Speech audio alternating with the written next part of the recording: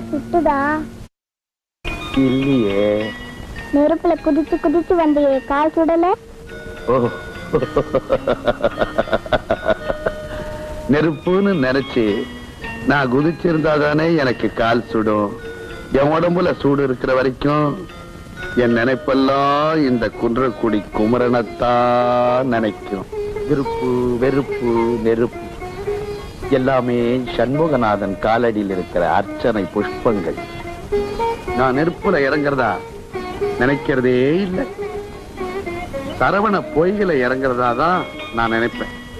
அந்த சண்முகநாதனை சேர்த்து அப்படியே கட்டி அவனோட இருக்கிறதா எனக்கு ஒரு நினைப்பு. குழந்தை, நீ யாரு? என்ன தெரியல. வந்திருக்கேனாவா? எங்க?